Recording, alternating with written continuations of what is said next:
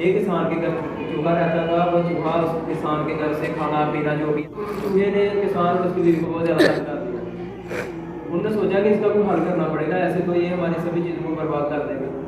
एक दिन एक चूहे ने नोट किया जी किसान और उसकी बीवी किसी बर्तन के साथ कुछ कर रहे हैं। उसने सोचा चूहे शायद कोई खाने की चीज़ है, खाने का सामान है। जब वो नज़दीक गया तो उसने देखा वो तो चूहेदानी है। चूहे ने जब ये देखा ना कि चूहेदानी आ गई तो वो डर के पीछे सिमट गया और वहाँ जाकर कबूतर को बताने लगा। कबूतर को क्या बताता है जी, घर में चूहादानी आ गया। कबूतर हंसता है जी, चूहादानी आ गई तो इससे मेरा क्या मकसद है, मेरा इससे कोई मामला नहीं। अच्छा ठीक है, उसने उसकी चूहे की बात को मजाक में डाला। चूहा कबूतर के बाद मुर्गे के पास गया। मुर्गे को कहता है कि घर में चूहादानी आ गया। मुर्गा कहता है भाई ये मेरा मसला नहीं है, ये तेरा मसला है। चूहादानी आ गई तो तेरा मसला है, क्योंकि चूहा है। ठीक है, उसके बाद वो चूहा मुर्गे भी छोड़ता है, बकरे के पास चला जाता है। बकरे को बताता है कि घर में चूहादानी आ गई। बकरा भी हंस के उसको नजरअंदाज कर देता है, भाई जा ये तेरा मसला मेरा मसला नहीं।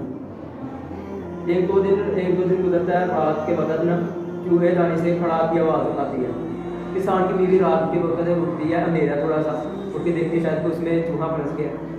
वो चूहा समझ के ना सांप उसमें आ गया था, चूहेदानी में सांप कैच हो गया था।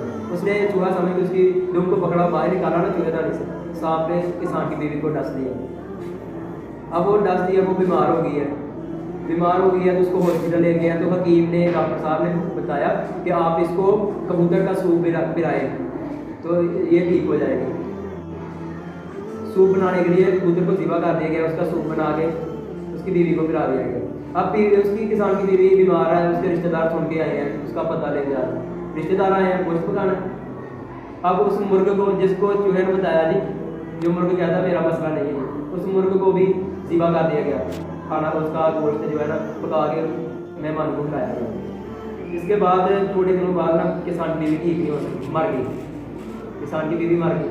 अब वो मरी है, मेहमान आ रहे हैं, मेहमान को कुछ खिलाना भी है। अब वो जो बकरा था उनके पास, जिसको चूहे ने बताया, बकरे ने क्या जवाब दिया था, ये मेरा मसला नहीं है, तू जा। अब उस बकरे को भी ज़िबा कर दिया गया। जब ये मामला सारा हो गया तो तब तक चूहा दूर निकल गया था। जिसके लिए वो चूहादानी लेके आए हैं, वो चूहा दूर निकल गया है। और वो दूसरे किसान की बीवी मर गई है, साथ में वो कबूतर भी गया, उसके साथ मुर्ग भी गया, उसके साथ बकरा भी गया।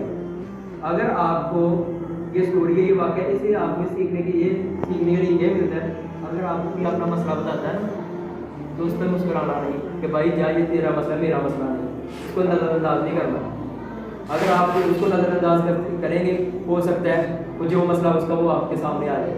आजकल हमारे कुछ भाई बहन कश्मीर उन पर इंडियन आर्मी को सदद कर दी है। अगर किसी को कहें ना जी, कुछ लोग ऐसे हैं, लोग कहते हैं जी उधर मामला चल रहा है जी, होने जो भी है, कुछ काफ़ी हैं जो उनके खिलाफ है इंडियन आर्मी। अच्छा, वो कहते हैं जी आराम से अपने घरों में हम मुसलमान बैठे हैं, क्यों बैठे हैं, उन्होंने का मसला है।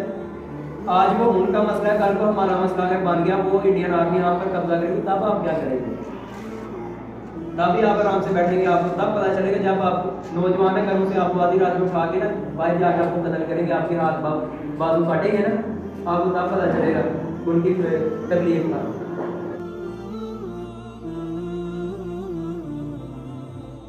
तब उनकी माओ को जो दुख पहुंचे, तब आपको पता चलेगा। तो नेक्स्ट टाइम कभी भी जब आपको कोई अपना मसला बताता है तो उस पर इतराज़ ना करें, उसका मजाक ना उड़ाएं, क्योंकि सबसे बड़ा जज अल्लाह ताला